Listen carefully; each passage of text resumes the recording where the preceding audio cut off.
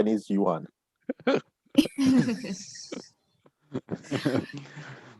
to a bank account in Mongolia. Obviously, like you said in the afternoon, you were telling me that the kitchen also should keep running. We can't do all this. So, Justina, where are you? Where are you based? I'm in Lagos, Nigeria. Very nice, Mr. Akisanya. She's there, right close to where you Yeah. are. Yes. I'm sure we'll have a few more persons. I had quite a few, surprisingly a larger number than I expected of persons who said they'll be on, and I'm sure it's big. Now, first of all, as you'll know, we are in this part of the world. We are fairly relaxed about timing. Yes, I can see that. We told them 10 minutes earlier, so I think activity started now. While I have a very smaller crowd on, let me just make this point, which I think it's interesting. That's another of my colleagues who just logged in, Emmanuel DK.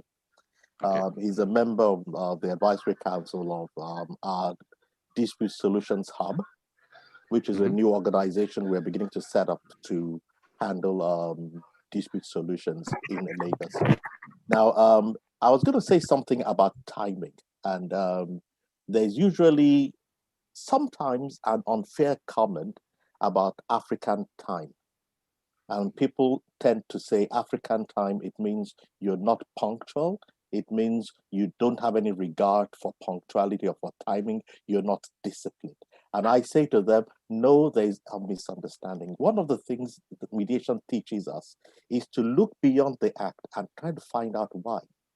And I thought of this and I realized that it's a question of the approach to time. The Western world has a chronological approach to time. The African man has a seasonal, periodic approach to time.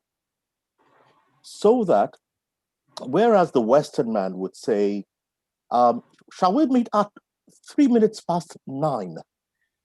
And I remembered my first experience taking the train in Cologne in Germany, where trains were leaving at 11 minutes past 11 and they left at 11 minutes past 11. Now, that is chronological approach to time, and there's nothing wrong with that. But the African man, the African culture, does not have a chronological approach to time. We have a seasonal, we have a periodic, we have an environmental approach to time. So people would say, shall we meet tomorrow sometime at noon or sometime in the evening tomorrow? And the interesting thing is that they understood one another. And nobody will get there at 2 p.m. Neither will anybody get there at 7 p.m. But they didn't say 5 p.m. or 4 p.m. or 5:30. But somehow, somewhere between 4:30 and 5:30, everybody will get there because you said sometime in the evening around time as the sun is setting, when the shadows are getting longer. Mr. Agasanya, you're making a little base for all your friends who have not landed up. You can't do that. You can't keep preparing us for the next 10 minutes why your friends haven't come. You can't do that. But many of them are in already. You see, quite a few already getting in, and I'm sure Andrew, who's a QC, agrees with me because that is a submission of a legal principle. Because I need to provoke him to speak here because you don't need to. He will speak. You don't need to provoke him. Andrew, you're English. And I know that exactly, and I know the English have are sticklers for time. But the terrible thing is, I only just tuned in, so I missed the start of it. All I heard was the contrast between African time and European time. Basically, that what happened, Andrew, I missed the beginning. Basically what has happened was everyone was told to join in 10 minutes earlier. So obviously all his friends and all haven't come in. So now he had to prepare us as to why they haven't come in. So what he's prepared us for is a half an hour window that they can come in anytime in the next half an hour. So we're okay with it. We have enough time. There's no issue of time. We're sitting here. Vikram, you have demonstrated excellent understanding. That is precisely what we're saying. This webinar is taking place somewhere. It's starting somewhere between 10 minutes before 3:30 and about 30 minutes after 3:30. It's still within the window of the period, you know. So in our minds, we're not late. Yeah, no issue at all. But what I was, not at all. So Don't take basically, that too simply. look, let me tell you, Mr. Akisanya, Adriana is in Croatia. Andrew, you've known. Karen is sitting in Atlanta, Georgia. WD is sitting in Nashville, Tennessee. Tom, I don't know where he's sitting, but you have you interacted with Tom, with Mr. Akisanya? I don't think so. Pleasure to meet you. And I had a there's a power outage in Sri Lanka. So I told Vikram I couldn't come, but somebody else's misfortune is my good fortune. So it's a pleasure to meet with you all today. Okay, one interesting Thank person, you, Mr. Tom. Good to meet Akisanya, you as well. Yeah. I want to introduce you to if Willie puts his video on. Willie plays golf with me. And he's, I don't know if he puts his video. Willie, are you going to put your video on? But let me introduce him later once his video's on. And Kathleen, are you going to? Kathleen was driving. She said, "Kathleen, are you driving or you reached somewhere?" Yes, can you hear me? Yeah. I'm driving to Bend, Oregon for a mediation case for the triple drunk driving, which is a felony in the United States. But this is It's what I told dark you. here. These are our foot soldiers out there. It's a pleasure to be here. Thank you. Okay, so most important. Good to hear your voice, Kathleen. Good to hear your voice. Nice to hear yours as well. Okay, everyone first thing we have to go to Andrea. Let me tell you about Andrea's situation. The passion, her passion. What happened was I was playing golf. My phone is in the car when I play golf. When I came out, her messages were there. I'm waiting outside. Let me into the meeting. What we found out was because the last meeting was at her time in the middle of the night at 3:30. Today or last night also she came in at 3:30 to come get into the meeting. She didn't check the time. She thought all the meetings at the same time. So she also told me she wanted to get someone else in. She asked me, can I also get someone else into this? And she's actually going out and identifying the good people. So she's identified Ricardo, Andrea, that's the name. Ricardo, hello. Yeah. So basic. Good morning. Hi, Andrea. I'm just saying both of them were waiting at 3:30 a.m. their time to get into the meeting. Can you imagine that? That's the passion. And she's going out, talking to people. She's got someone in. But where is he? Where is your friend? No, my friend can be present today, and he said me he's too grateful to invite of this invite, and the next meeting he is go on. Okay. But the main thing now, what we're going to do, Andrea, is going to be only India time that I'll give you. So just check out for the India time. We won't get into any GMT, Brazil time, Pacific time, nothing like that. So you just look at the time there and then you calculate accordingly. Because I'm really sorry about this. I will learn. Yeah, I'm really sorry about this. That you had to, in the middle of the night, just sit there for some time. So I'm really sorry about that. Yeah. So, but Willie hasn't put in his video. Okay. Okay, now Ximena, again, I'm not pronouncing it properly. Jimena is in Chile. Yeah. And imagine now we've got, South America, so many nice people there that are coming in. I think we need to. Hi, Jimena. Hello. How are you all doing? Very good. Very well, thank you. Yeah. Jimena, I think I've got that right. Yeah, it's Jimena. It's good. Jimena. And the full and your surname? Jimena, what the full thing? Regules. Spanish. Now what I have to do is I have to go here. This is where I have to go. Yes, Mr. Akisanya, are we ready for this or are we waiting for the half an hour window is still open? I'm your guest, Vikram. You're in charge. No, we're going to wait for your friends. We're going to get the last man in. We're not going to go anywhere. This boat is going nowhere without the last man. I'm sure they'll come in from time to time. I already have quite a few of them on. They're just not showing their videos. I have Dr. Adeyemi Akisanya. He's on. I have Mrs. Yinka Kolade, who's also on. I also have Mr. Emmanuel BK. These are all members of the advisory council of the Dispute Solutions Hub, which is our mediation organization in Lagos. But tell me, you were saying which one is you? Yes. The members of our advisory council, Dr. Adeyemi Akisanya, AGBELUSI, Dr. Adeyemi Akisanya. Then you have Mrs. Yinka Kolade, and you have Mr. Emmanuel DK. I thought I saw someone else a while ago. And okay, those are the three so far. They are members of the advisory council of the Dispute Solutions Hub, which is the new mediation institution that we're establishing in Nigeria. And I can talk about that if you wish at any time later. Now, I also have my very good friend, Folaromi Alade, and I'm the only person who calls him Folaromi. Why is that? Which is his full name. That's his full name. Everybody else calls him Folaromi. The only thing is, Mr. Akisanya, you started a very difficult topic for me. Now, if we start talking about Fola, then we'll have to, there's so much to talk about. Our businessman disguised as a lawyer. And no, but he's doing good things. This mentorship thing that he started. Yeah, I mean, he's getting people. He really is. What Fola, I was telling Mr. Akisanya that why don't you record those? Those can actually go out. For some reason, you don't want to record them. Those 2 hours that I spend with them, those can go out to so many people. Well, you know, like I explained, can you hear me clearly? Yeah. Certainly, please go ahead. We can hear you. Yes. Yeah. Okay. Now, yeah. For me, I think the reason why I don't like to record is to show a level of commitment. Now we bring in seasoned mediators from all around the world. So the least people can do is to show that level of sacrifice by tuning in.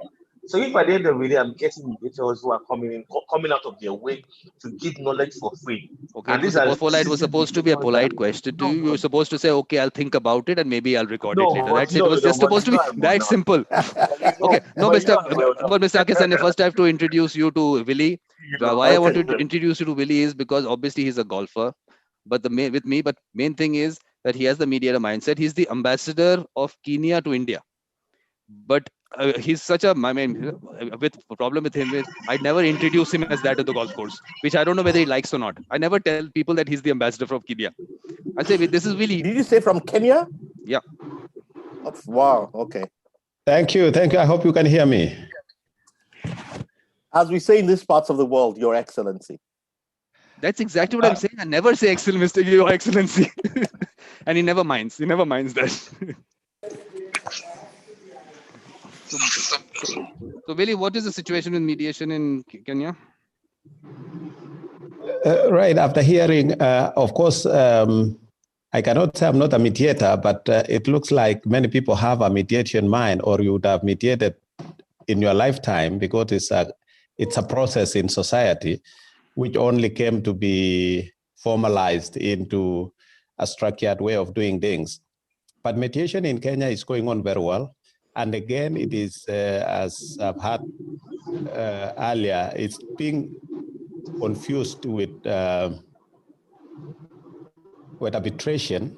And so I think mediation should take a more, should be introduced to more and differentiated with arbitration, because this is more consensual. And we need to build a pool of people who could be trusted. And I think the character of a mediator should be that of appealing in terms of standing in society, a situation where you can prove and convince the people you are mediating with that you can be trusted. It's somebody who can draw on experiences, say that you can bring out certain experiences which will influence them to see your point of view. And so what I actually don't understand, and which I intend to get from this forum organized by Vikram, is whether there is a body of knowledge or a structured way or guidelines of mediation, or a situation where people go to school to learn all these things, or we just try to bring out the best out of inherent situations of people, because it looks like mediation may not be actually trained, but it is something which is inherent in people, which needs to be brought out, because many people could be having a mindset of mediation. And therefore, I'm interested to I tell get you, to know. Willie, what really happened? They don't know the background. Willie just landed into India today in the morning. And I called him up because you were coming, Mr. Akisanya. I wanted him to be here. But he has not seen that video of ours. Willie, there's a video of ours. We had a meeting on the 23rd of January. What you are saying has all been discussed there. It seems that it is exactly what we've been talking about is what you're talking about. So what you're going to do is those 2 hours, 45 minutes you're going to spend, and you're not going to play with me up till you haven't seen that. I'm going to ask you questions from that. Okay, so mine today is to listen in and see how the viewpoint of others. Yes. No, today is not that day. Today is Mr. Akisanya's day. Today he's going to take us through his journey in life. What we are trying to do is that we are talking to mediators and distinguished mediators like him, and just want to understand, is there a common thread between mediators with what we call the mediator mindset? Is there a common thread? When does it start? What is it, the circumstances in life, the experiences in life? Or does that make a mediator, or is mediator is already a mediator? Like you were saying that there is a, like I've been also saying that there's a mindset which is there. Now, how do you bring it out? How do you identify it? Because what we discussed in that meeting also was that I will repeat it. Everyone else has heard this, that we need 1,000. WHO says we need one doctor for every 1,000 people, and I'm saying that we need the same number of mediators in the world. So we have to, from our side, find those people, and large numbers. So that is what it's all So about. it is Akasanya's time today. Let us Totally his time. Okay, I'm going to start thank his you time. very much. Yes. I'm going to start his time now. He's going to start with this. Yes, Mr. Akisanya, please take us from here. This is one of my favorite photographs, and it reminds me a lot of my time growing up as a child. This was taken when I was about 6 years old. And to my right, if you're looking at me and you look to my right, at the first side is my eldest sister, and followed by my brother. And for some reason, there's just about 2 years between my brother and I, but he looks like he's 4 years older than I am. I just was never a very tall person by nature. And if I could say this, I grew up as a small person. And because I was small and I was not a fighter, I could not fight physically. I think right from the time I was small, I learned how to argue my case. I learned how to use my voice to promote my interest and to get what I wanted. To my left, of course, is my youngest sister. There's one that came a little long after her. There are 5 of us, but this is my favorite of. But Mr. Akisanya, you'll have to give us names. You'll have to give us names. You can't just say the elder brother, younger brother. You have to give us names. Yes, let me. The first one, my sister, the tall lady to my right, is Ibironke. Ibirunke means one whom the parents are glad to have had because they look forward to comforting her and looking after her. She is now Mrs. Onayemi. She's widowed, but she has a son and a grandchild. Next to her is my brother Ade.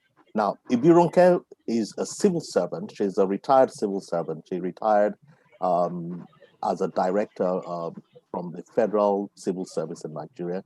Next to her is my brother. But is she joining us? Is she joining? No, she couldn't. I thought I would get them to join us, but they couldn't because of other commitments. My brother, Ade, he's a medical doctor, turned businessman. He doesn't practice medicine at the moment. He's a very busy businessman. And then, of course, there's little me. And then to my left is Ade Bodden, who incidentally is also a mediator. I had invited her to join us today. I haven't seen her come in yet. I did not get a response from her saying that she would join us, but it would have been interesting for her to join me. She's a mediator as well. So that is my time as my family when I was growing up. I was about six and a half at the time this picture was taken. But this is where? Where are you? Which part of Nigeria are you? Now, this was taken in the campus of the University of Ibadan, when at that time my father, my late father, used to be a senior lecturer in organic chemistry at the University of Ibadan. My mother, also late at the moment, now she used to be a full-time housewife, and she looked after us.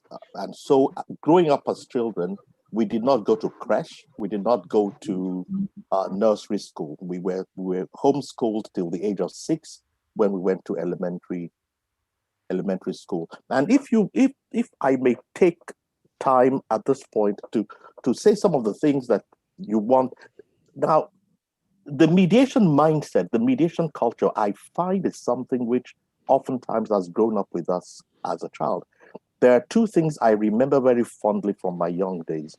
Uh, Many of us have heard in books and in documentaries things like tales by moonlight, and so on and so forth. For me, it wasn't a story. For me, it wasn't a documentary. For me, it was not a book I read. It was an actual experience. Whenever we had a full moon in the night, my mom will take us out into the garden. We'll put little cloths on the ground, and we would sit down around, and she would tell us tales by the moonlight. And one of the famous characters was the tortoise, who was known for his wisdom, and he had a way of balancing things. And I believe that from those moments, I became familiar, first of all, with a lot of African proverbs. And one of the things that African proverbs does in the Yoruba culture, especially, is it is a way of expressing hard things without necessarily making them hard. So a lot of the concept of non-violent communication was actually inherent in our culture.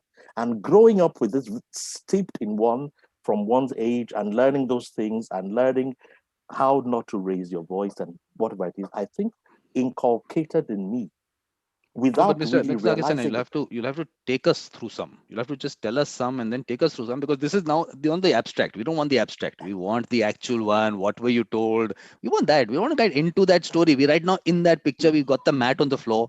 Now tell us this proverb, whatever story. I can tell you one of the stories there around a proverb. For example, there is a proverb which transliterated meant that, okay, every day is the day of the thief, but there is always one day when the owner would get you. And it tells you that no matter how easy you think you have got your way around someone else, don't take the person for granted, because his day will always come. Yep. That was that. So one learned that. There's also something else. There's also another proverb. One of the things we learned around the story when I was growing up, we're told that growing up, I learned a story, and I learned the proverb around the fact that if you suddenly see an old man who should know better running carelessly amidst thorns and a rough path, be certain of one thing: he's not a fool. He's not an idiot. It's either something is chasing him, or he is chasing something else. And again, when I look back to that, what is the impact of that on my mentality? It inculcated in me as a young person right from then that always understand that whenever something has been done, there usually is a deeper motive that has propelled it. So what I mean is that one's mindset is culturalized towards looking for what in mediation today we call the underlying interest. Don't just take it for granted. If something happened, there is always a why. If something is going on, especially when it should not be going on, there is a why. There is a reason, and you need to look for it. Don't assume that the person is, oh, look at this stupid old man running amongst us. He ought to No, know but this is better. what you're saying is basically, is this the 4-year-old talking? Because we want that 4-year-old. What was he thinking? That is what we want. Now you've taken us into the larger thing of the concepts of life. We'll come to that. There is people are going to want to hear you for a long time. We are going to have lots of sessions with you. The kind of response I've got online and everything, they just love you and they just want to hear so much from you. So all that will happen. Right now we are sitting on that mat. What are the circumstances you were born in terms of economic and all social? What was that world like, that Africa that you were born in? Okay, I'll. That's good. I'm glad you asked that because in my generation, we look back. There's one thing that I recognized at that time. We were not a rich family, but we were not poor either.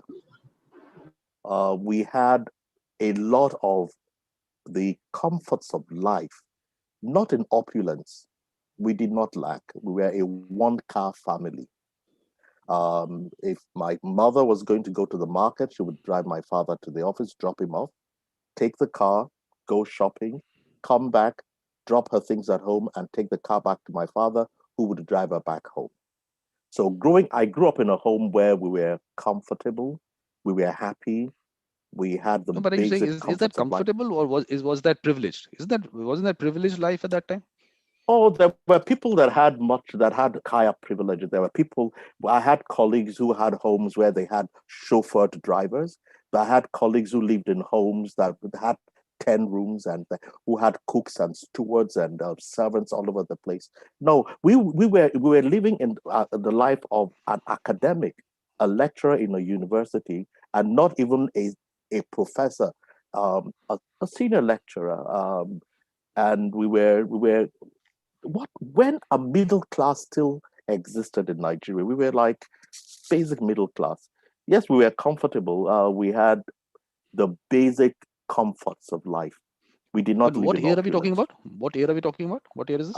I'm looking at the years between in my conscious remembrance between 1957 and about 1967. That period of time. And then after a while, I mean, you wanted a journey.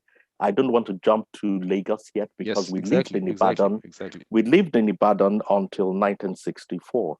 1964, I turned 10, and that was the year in which my family moved from Ibadan to Lagos. But in terms of when you look back and you obviously you have children, so now the way your children were generally how they go about playing and interacting with each other, and then you look back at your childhood, do you see differences there, or is the same? What is the kind of situation that you see? One major difference between my childhood and my children's childhood, especially in the later days, is the fact that we played a lot outdoors.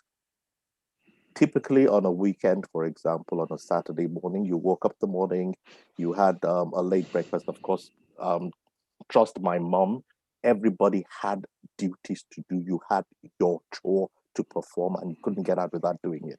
Whether it was your turn to wash the bathroom, whether it was your turn to dust or whatever it is, you did that. But once you did that and you had your late breakfast, what happened? You got out onto the streets, you picked up a few of your friends, and you all just went around the place. You played football, or you ran around the place, or you rode your bicycles. We went from door to door, from house to house, calling each other, and we all ended up on a large playing field where we spent the rest of the afternoon till we became dirty and hungry enough to go home. No, but the interesting thing that you spoke about is doing work at home. The one common thread. I mean, we're just starting off now with Ken, what Ken said or what you said, dignity of labor. Actually what the kind of things he was doing, and look what I mean, obviously you were not doing at the same level. You were living a comfortable life, so obviously you didn't have to do all the things that he was doing, selling chicken and eggs. It doesn't matter. Main thing is that you were doing work at home, and that's a nice thing to see.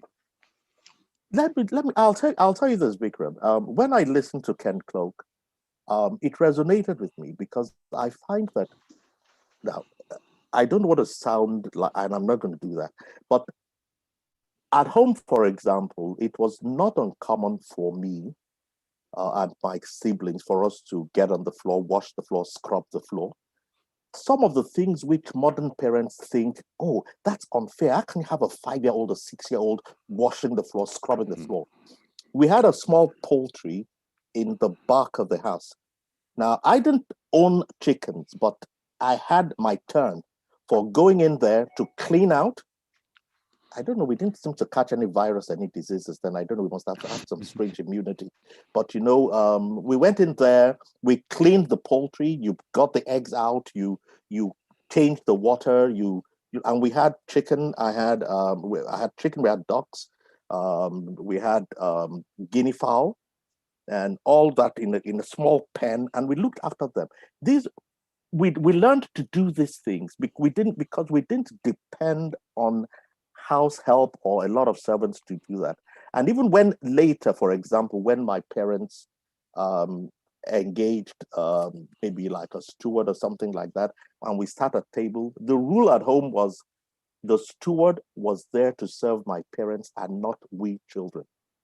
Okay, that's good. So after my meal, I took my plate off my table, took it into the kitchen, and washed my dishes myself. And that applied to all of us. Yeah. So talking of the dignity of labor, yes, I think although things are economically comfortable for many people today, I think one of the things that we lost is that thing. And I was so glad when Ken spoke about it last week, and I just said, oh, well, we didn't have a large farm, but my poultry was there, and I remember looking after these little things, not guinea pigs. I had guinea pigs. I had guinea pigs. I had a rabbit, and also looked after a small tortoise as The well. only thing, Mr. Akisanya, what's coming out is that Ken had chicken, you had chicken. Now, is it that every person who wants to be a mediator will start keeping chicken now after listening to you? Maybe a lot of chicken are going to be kept around. But you know what? But you know one thing. You know what the thing about that though is that you're talking of a mediation mindset.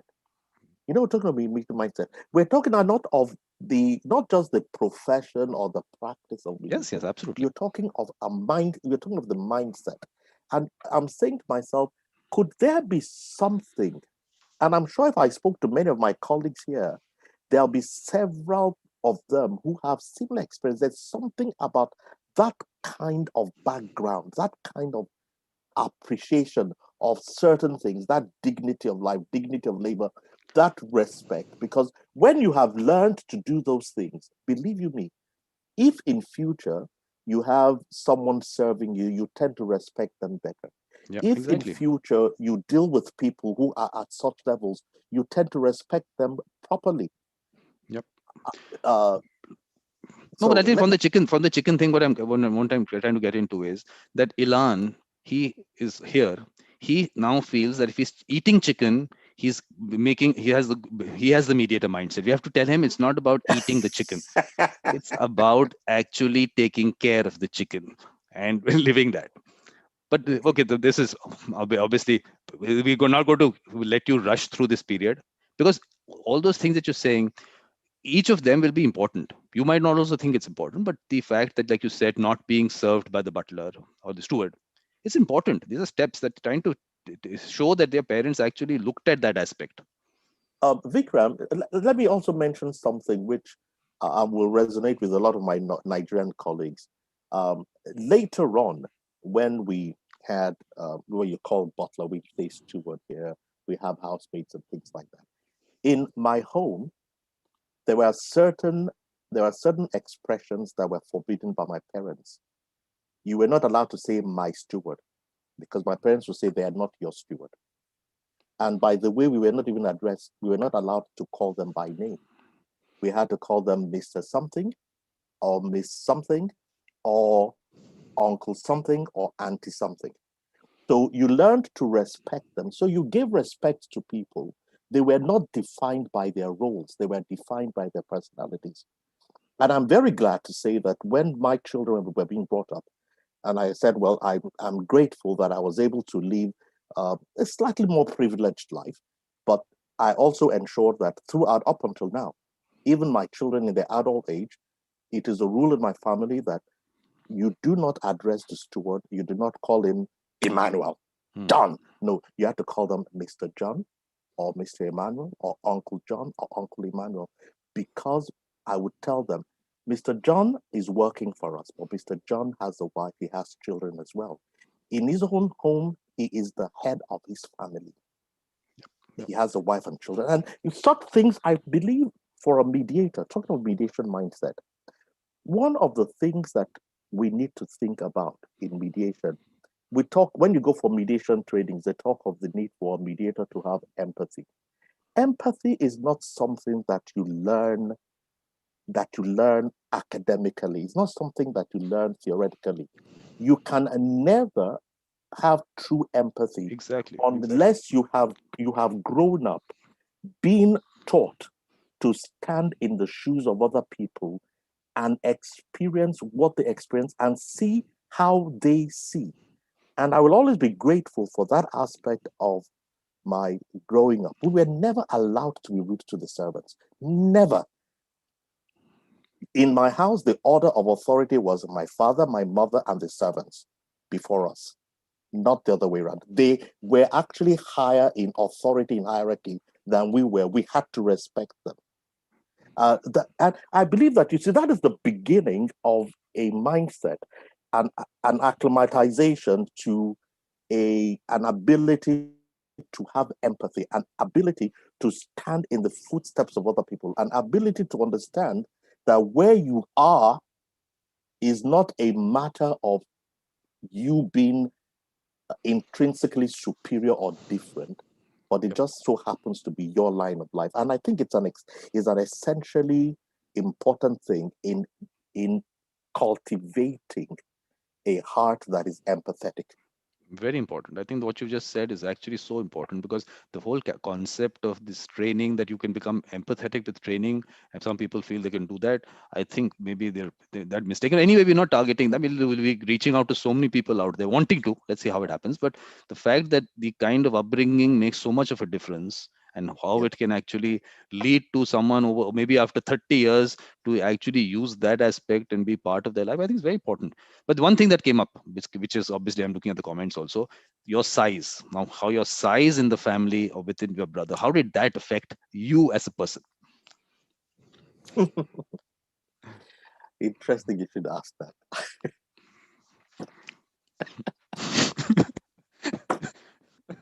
So this is WD's comment. Please allow me. I just have to laugh. Oh, I just had to laugh. Please forgive me. Let me get myself together. I just have some recollections. First of all, I apologize to my female colleagues here, but women. No. We're not going there. We're not going there. No, we're not going to go there. This is a family show. Okay, this is a family show. Thank you for holding me back. Let me get back this. But you mentioned about my size. Now, I was in a double jeopardy. First of all, at home, I was particularly small. You can see from that picture, and there's just about 4 years between my sister and I. You can see she looks like she was my auntie, and she was very authoritarian. She was very strict. Let's go back to it. Let's go back to it. She was very strict with us, and she was like assistant mother. Now, my brother was there.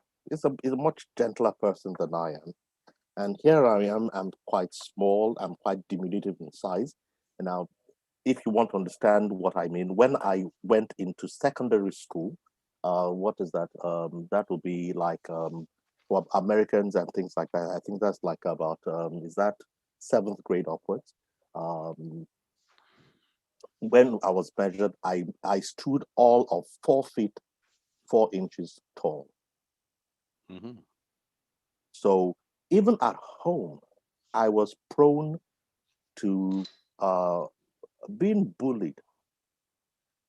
But I don't know, bullied, not bullied in the way that has become a big issue now, but it was easy for me to get hit or to be pushed out or whatever it is. And I very quickly developed to use my mouth, my language, and my speech as my alternative means of defense. Because this is what actually WD's comment was this. He says it made him more verbal than physical. Yes, exactly. I think that is where it started, because I couldn't rely on my physical strength. I couldn't rely on pulling my weight around. I had no weight to pull. I had no size to throw. But one thing I did, I had a sharp tongue. I could speak. And very soon I learned also how to speak in a way that did not provoke someone to hit me. Yeah, So right from that time, I learned to speak, to express my point forcefully, but without provoking anger on the other side. Because if I got them angry, that was the end of me. I couldn't ever win a fight. And I couldn't run away either. There was nowhere to run to.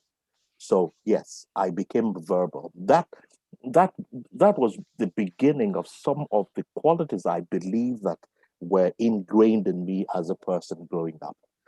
Yes. Interesting. But then what was school like? I mean, school was, what kind of infrastructure did you have at that time? Okay. Now, growing up in school, as I said, my father was a lecturer at the University of Ibadan. What was he teaching? Organic chemistry. Okay. Now, my mother was a full-time housewife, but she was also a dressmaker. Now, in the University of Ibadan, there was a senior staff school. It was a school for members of senior staff, and it was fairly privileged. We had a lot of expatriate teachers. We also had a lot of expatriate classmates, because at that time most of the teaching staff in the university was about maybe 40%, 30% expatriate, and the rest were Nigerians. Maybe I get the mix right. My colleague Yinka Kolade is on this call. Maybe she can correct me on that. But because she grew up in UI as well. You want to raise your hand, your colleague? What is the name? She wants to raise her hand. If she raises her hand, Yinka Kolade. Yinka Kolade. Yes. Now, one thing about my father again was that he said the University of Ibadan Senior Staff School had too privileged an approach to education, and it would not enable us to fit into our society. So instead, we attended the village school. Mm-hmm. There was a village that was developed around the University of Ibadan called the Abadina village. And he felt that we would get better grounded grassroots education at the Abadina school. That's interesting. He felt that the staff school, in fact, my father's description of the staff school is that all they're going to teach you is to draw pictures and paint papers. They are not going to teach you life.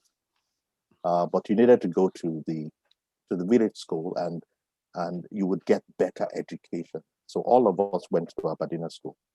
But do you want Yinka Kolade to come in? She wants to. Yes, if she can say something Because I asked her about to life unmute. in UI. Yes. Yeah. Yinka, you want to unmute yourself and tell us? You can do that. You can just. She probably went to the senior staff school, maybe. Maybe she just logged in because you told her to log in, and she's gone for a dinner, or I don't know what, maybe for lunch or something like that. Could be. I'm telling you, a lot of people do that. They just log in because you tell them to. You must have pressurized them. They must have said, no, you must attend this. Because I don't see any reaction from there. It happens, well, Mr. If they made you happy. They didn't know that I'm going to ask them to unmute. I think. No, but I'm sure she's there. I don't think so. I've asked her. Gone. She just went away. Anyway, let me go on, if I may. Now, yeah, please. So we went to the Abadina school again. The benefit to me as a person again was that, you see, most of the persons who came to Abadina school were persons who were the children of junior staff, children of persons whose parents were junior staff and even domestics to the university staff. And I say this without exaggerating, that I will forever be grateful for this, because it made me again not not deal with people according to their social class. Because when I remember one of my very very good friends was a gentleman whose father was a steward, whose parents actually lived in a 2-room house, and there were 6 of them. The mother and the father stayed in one room with the youngest child, and the children stayed in the other room. But we used to enjoy playing together. Now there were later on many other, towards about my 4th year or so. I don't know what happened, but towards my 4th year in Aberdeen School, I observed that many more senior staff members of the university were withdrawing their children from the senior staff school and sending them to Aberdeen School. And I think there was something just about the quality of the education. We had a lot of emphasis on the 3 R's: reading, writing, arithmetic. No, important. But before that, I asked Ken this question also. Did you feel there was a difference between you and those children, or did it never occur to you at that point of time that you come from a more privileged background and they are not? Did it come to you? Did it ever? Was there a difference in your mind at that point of time? I mean, if you look back. No. I look back and I tell you in all sincerity, no. And I want to say this with gratitude to God, that I think that it's one of the things that I think I believe are the greatest benefits to my growing up. Learning never, and I don't want to sound pretentious, but I'm very sincere about this, learning never to assess people simply by their status in life. No, but no patronizing. You were not patronizing, were you? Towards them. Yes. You were not. But I was not at all. They were equals. We were all friends, and they loved me or hated me according to me, not according to who I was, and vice versa. Yeah, no, it's important. And again, I mean, to hit this thing about mediation, there's an element, there's an aspect of mediation where we talk of balance of power. There's one thing that one becomes very easily conscious when people come into a place, and you are easily sensitive to that imbalance of power, and we know how to reestablish it, because subconsciously, with the background I had, going back again, let me go back to about 1961. I was 7, and 1960, I was supposed to get into primary school, primary 1. And interestingly, I told you I was very small. I had a problem. I should have gone in 1959.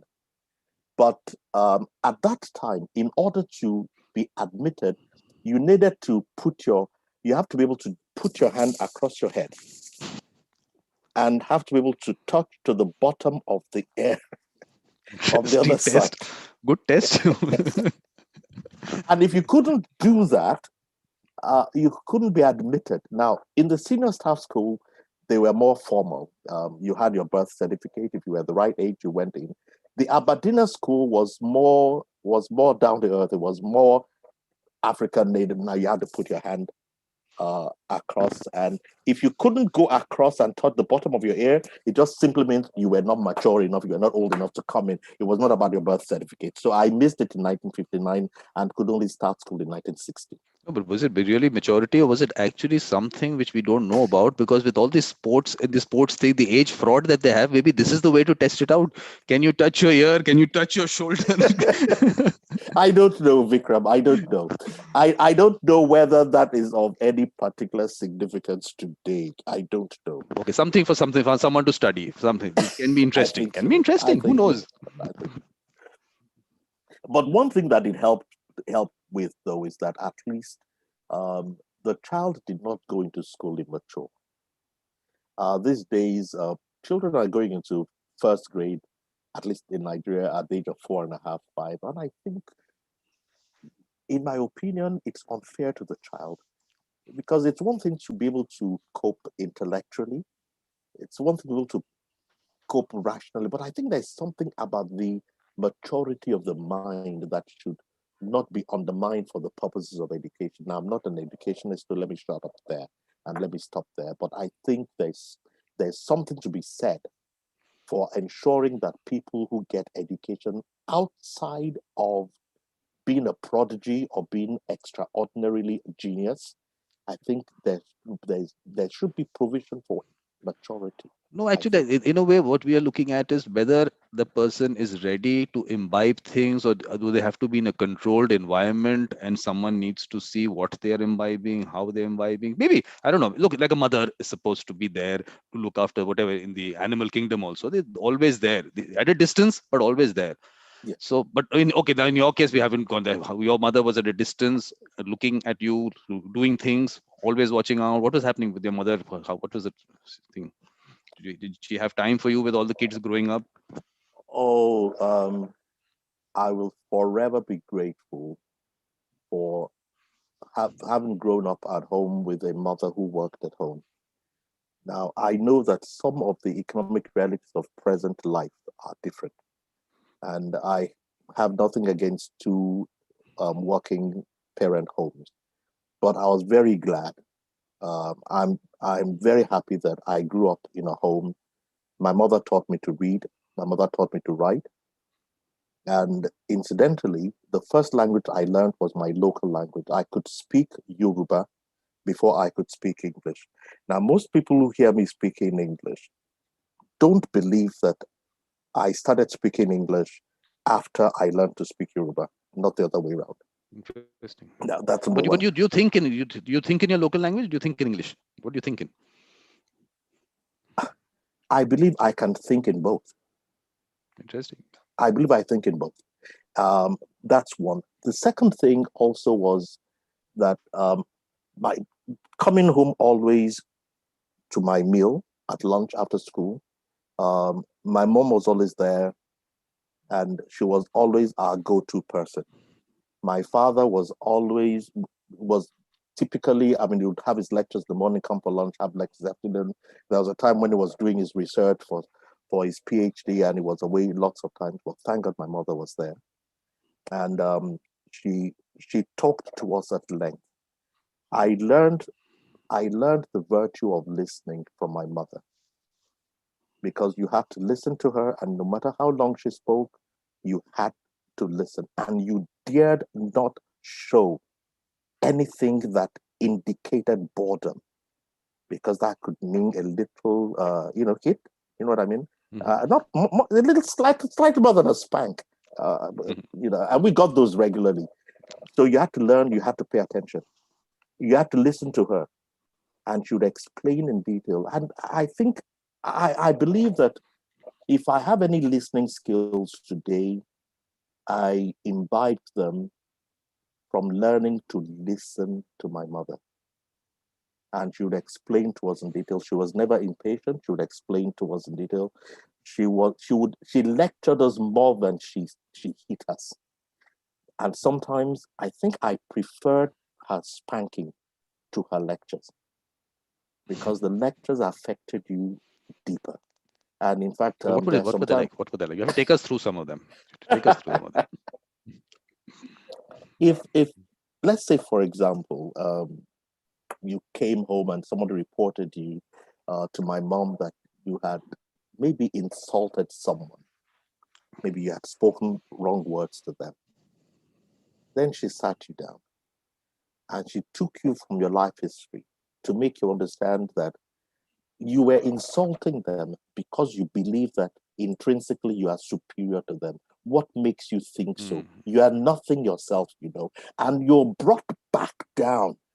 Before you got your spanking, you got a lecture. And believe you me, I said, those things, they helped you to reason. My mother was the source of an immediate source of life wisdom. I believe so. My father was a little bit more academic, more intellectually inclined, but my mother was there all the time. She resolved the quarrels between us as children, and she taught us how to respect one another. She She taught those things. She was just always there. She was the at-home person. So in a My way, father was out getting the bacon or getting the bread. No, in a way that she was a mentor as a mediator for you. She was both. Sometimes as a mentor, she taught us a lot of things. But I think also she was also a mediator, because one of the things she emphasized to us was, hey, this is your brother. This is your sister. You are family. You cannot quarrel with one another. You have to make up. You must always find a way to make up. You don't have it. These are the most important persons to you.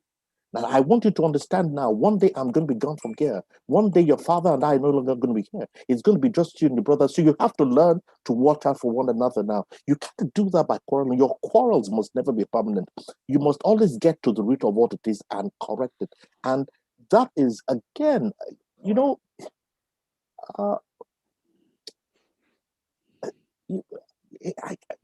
I'm sorry, I still a bit. Just brings me back a little bit of nostalgia. Thinking back, the way it was very important to her that no quarrel you have must always come to a permanent conclusion of separation. You do not quarrel to close.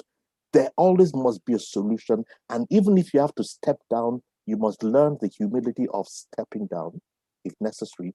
You can't always have your way. You have to sometimes compromise.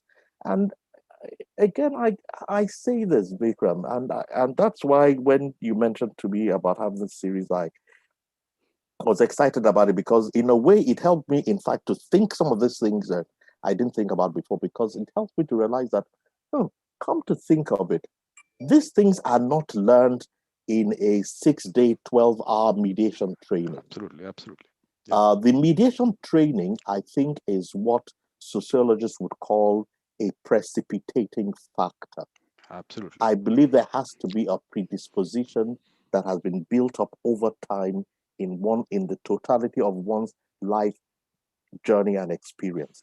And the mediation training just becomes essentially a precipitating factor. Yeah, basically what you learn what you're learning in the University of Life over those years, every day, every moment, to say that you can get that in any 4 hours, you cannot get it in days also. That part of it you cannot.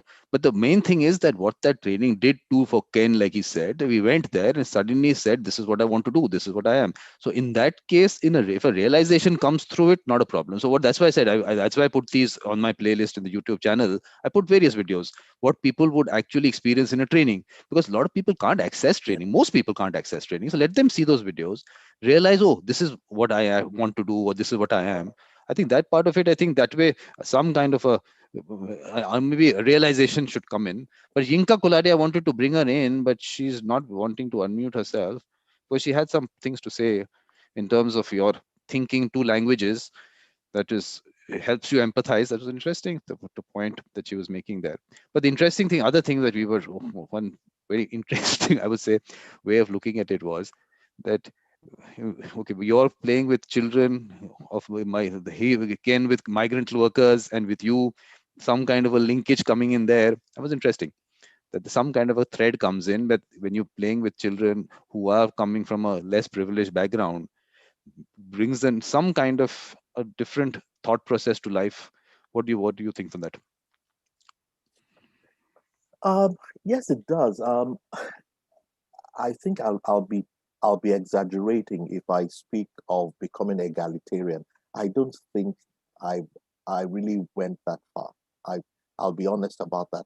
However, there is something that you cannot take away, which is valuable to life, which is um, you never judge a book by its cover. Absolutely. And you never make conclusions about people simply because of the way they dress, because you learn to understand that you there are other people who are less privileged than you. And therefore they're less privileged, but they're not lower. Yep. They're less privileged. They're not inferior. Absolutely. You are not better than them. You learn to understand that if you want to show you are better, you have to show it by demonstrating virtues and qualities of your character and abilities that make others say, not you say. If The only you thing have is, to say. but little test there. Now, someone from that period of a less privileged background is a friend of yours today. Do we have someone around? I don't know whether I'm always. I want to be careful. But I do have a friend. Incidentally, I don't know if he's in. I mentioned to you that I had a friend whose father was a steward, and we both went to Aberdeen school together, and they were a six children family. We were friends throughout primary school, and we're probably going to my secondary school in a few minutes. And throughout secondary school, we're still friends. He's a medical doctor. He lives in the United States. He couldn't have come in. Could he has he a have come into the very call? No, I actually tried to reach him. We've been out of contact for about 4 or 5 years now, which is why I was saying to myself, I hope he's okay. Now, the thing about it is that this we've come to we grew up together. He became a medical doctor, and you know the way medical doctors are in the United States, their economic circumstances are fairly solid, and it was nice, relating to him. And it's amazing that it never made any difference. At this time, by the time, say about 10, 15, 20 years ago, at that time, my father had become a professor of organic chemistry. His father had retired and I think later passed on. But this friend of mine, his first name is Samson, we related, when we got together, we would talk about stories from UI, stories from university, of the fabulous Christmas parties we used to have at the staff club, and many of them could not even attend with us. And we met, we rode together, we played football together, we went to Aberdeen school together. We would remember all those days. No, we didn't play video games indoors. We didn't have Xbox. But this is important to tell people. Maybe the kids today think that Xbox was all around, always, from prehistoric times. They said maybe think that. Who knows? I think the disadvantage. Let me tell you the disadvantage to me today. I have never been able to get my way around any of this. I just do not know how to play video. Oh, but it's very important. It's very important. No, the hand-eye coordination is very important, and it's not a bad thing. I've tried playing. It's not a bad thing. I tried Nintendo, it didn't work for me. I've tried Xbox, not working for me. Those things, I just can't coordinate my eye. Exactly, that's what I'm saying. It's important that coordination is important. You must try. Don't overdo it, but you must try these things. Very good. But Yinka Kolade has a hands up, not a hands up like the. She has a hand up. Yinka, you want to come in? Yes, thank you, Vikram, and hello, everyone. Sorry, I didn't know Mr. Akisanya wanted me to chip in earlier. Put one or two things in the chat box about background being very crucial to the kind of mediator that you become. As time goes on, a few hours of training, I don't think is enough. Or no. Yinka, we're not going to comment on that right now. What we wanted to ask you was, he was talking about his school days, and he was remembering you on that, because on the aspect aspect. Okay. School days, yes, very true. What Mr. Akisanya said, but I think Mr. Akisanya should remind you that Aberdeen College School became a spillover actually from the senior staff school. The senior staff school then was mostly for expats and a few Nigerians, and it wasn't such a big school. And so the Aberdeen school was meant to be, like you said, for the junior staff. But then because there were so many senior staff children, it became a spillover. A lot of senior staff children went to Aberdeen College, and went to Aberdeen school, and it was such a rich mix of children from, different backgrounds. You have to tell us more about Mr. Akisanya's presence there. We don't want to hear the history and geography of the school. We want to understand more of that. Well, so that, I think, we've heard what Mr. Akisanya said about what it did to him, but I'm just trying to say that's what I think helped him to achieve, what he says he was able to achieve from attending the school. You have to give us more personal things. We are getting all down personal. We want to give us some of that period, something more than this. This is not good enough. We need some meat. Vikram, I don't know what you want me to tell you. I don't know what you can tell me. That's the point. We want to know what you don't want to tell us. Akisanya is the one on the seat. Maybe if you ask me a direct question, then I can. Okay, Mrs. Akisanya, you need to ask her what not to ask you. He's one of the hot seat. I think Inka, one of the things that I believe that both of us have in common, even though I know that we're 1 or 2 years between us, but the life on the university campus, life growing up, it had a mix. It was fantastic. There was a joy in our childhood. There were experiences we had which I don't think many of today's children have. And there was a very wide mix of persons. Like you mentioned, we had a lot of expatriates. And when we talk about my friends, for example, when I talk of people who are my friends, it's interesting. I could pick up names of persons. Like I could mention Nigerian friends, but I would also mention Carol Axworthy. I would mention Terry and Brixie, who's Afrikaans from South Africa. Carol Axworthy was Australian, and things. We had a very rich mix of people from Nigerians. And you see, one of what that did for us, I believe, in that environment is it gave us a view of life that did not compartmentalize you according to your country or to the color of your skin or to your social status. And I think right from that point, it taught you to look for something deeper in the human being than just what it appeared, whether the size of their cars or whatever it is, or the size of their father's cars or whoever it is. Many of us just enjoyed that. And some of the things that went on, you remember, Yinka, about our famous Christmas parties at the senior staff. Yes, at the staff club. At the senior staff club. I mean, are there any parties like that? What was it? You have to tell us. You can't just have this private chat happening. You have to tell us about it.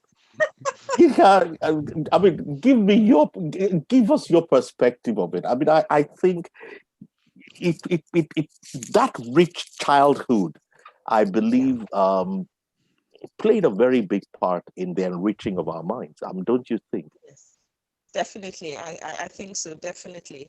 Like you said, it was a rich mix of children from diverse backgrounds, diverse homes, all put into this small community, and you developed in that community, and so it just did fantastic. No, but Yinka, we're talking about the Christmas party. You have to tell us about the Christmas party. You're taking us into a more general room. Why are you avoiding what happened to those parties that you're not wanting to tell us?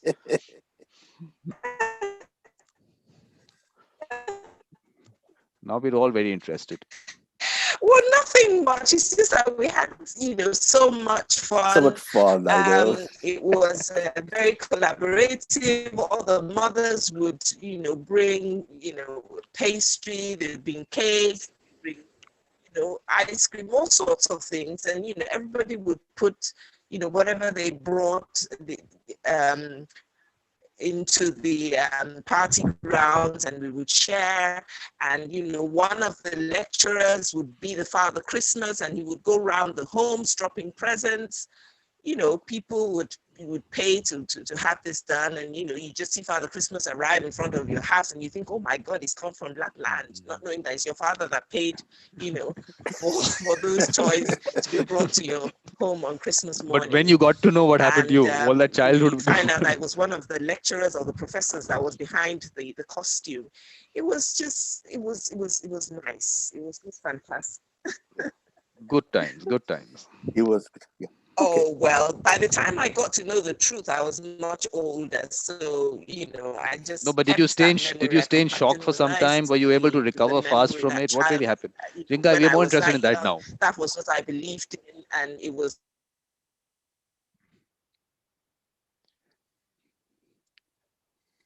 Okay. Thank you, Yinka. Thank you very much, Yinka. I think this is a problem. I think, but Mr. Akisanya, you need to do something about the connectivity in Africa. It's a big problem.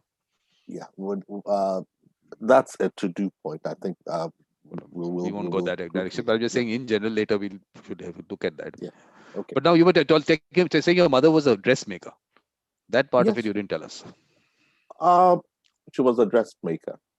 She had a label, and the label was Yemi Fashions. My first name is Yemi. Now, of course, we all have me as Adeyemi, but we have a practice here of using just the second part of your name or the first part of it. So some friends call me Ade, some call me Yemi, some call me Deyemi. But most commonly, my friends call me Yemi. Okay. My mother's label was Yemi Fashions. For a long time, I thought it was about me, and I had a sense of privilege. Exactly. I was just going to say that. And a sense of entitlement. And then one day I said something to my elder sister, and I was rude to her, and I said to her, you see, you can all see that the reason why my mother chose my name for her label is because of my blah, blah, blah, blah, blah, blah. And my mom said, come, let me teach you a lesson today. I did not call it Yemi Fashions because of you. Bringing you down to like ground. It was actually named for her father. Finished it off. Got you to the ground in one shot. So don't think of yourself more highly than you ought to. And don't ever assume a superiority unless you know the root of it and that you deserved it. Now, it was very humbling for me. But it also, I think, thereafter, even if someone said to me, today you are this, it tells you, don't think of yourself according to your labels. So you are you are who you are, and your label sometimes is just what you do. And essentially, what that's coming out from that is that. Interesting thing that's coming out is that the label, finally, what label you think you are is not your label at all. It was someone else's label that was put on you, and you thought it was yours. And you go around life thinking, this is mine. Yes. So, okay. Do you think it's sometimes good not to know that is not your label? I think it's good not to know, because it is good because you don't ever want to think of yourself more highly than you ought to. And I'll tell you something which that it's very instructive to think sometimes maybe you're not as good as you think you are. And it's a very humbling thought. It's good to sit back sometimes and say, well, maybe I'm not that fantastic. Well, you may think you are, but maybe you're not. And it's always good to not assume. There's a biblical principle which I love, which is, if you go into an assembly, the Bible says, don't go and sit in front, because you may find that when you sat in front, the host of the program comes to you and says, oh, Mr. Man, sorry, this place is reserved for bigger people. your place is at the back. And he says, then you have to go to the back and then you're humiliated. He said, instead, what you should do is when you go into the assembly, sit at the back. If you deserve to be at the back, that's fine. You're already at the back. If your place is in front, then the host will come to you and say, oh, come, sir, you have a place in front. It is more dignifying that way to be raised up than be brought down. Yep.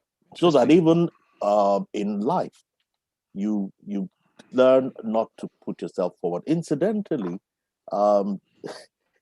if I can be anecdotal in the area of mediation, we do a lot of court-connected mediation.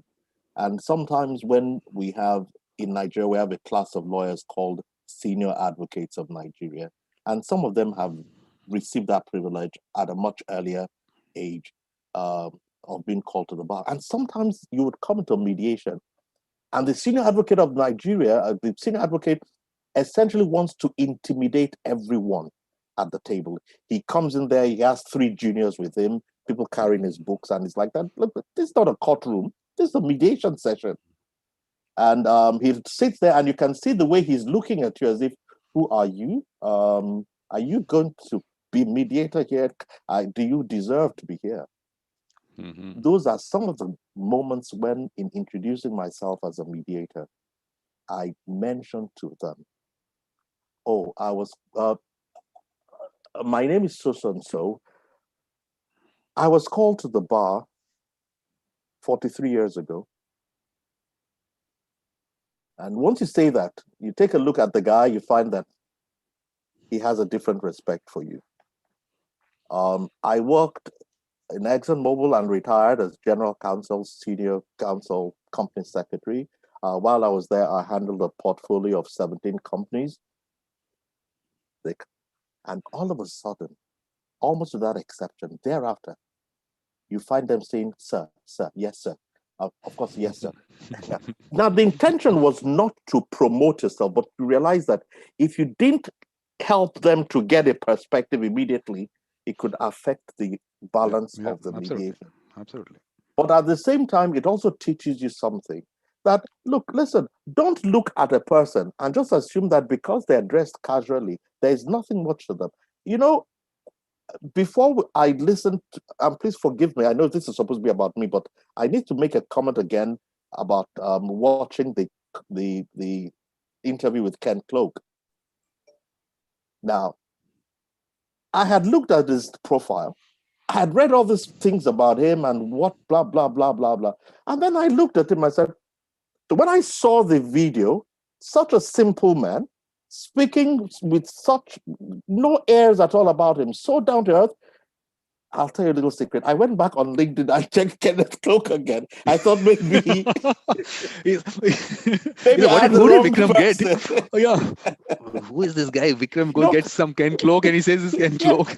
He came across so simple. I mean, for a man of his accomplishments, for the kind of impact he has made in the field, he was so down to earth. He was so unassuming, no airs around him, and he was just speaking. Boy, I said, excuse me. I mean, I had to recheck his profile. Do we have the right Kenneth Cloak on here? Or is there some... You were questioning me, Mr. Akisanya. You were I was questioning you. Yeah. Oof, my whole credibility was at stake for that 30 seconds.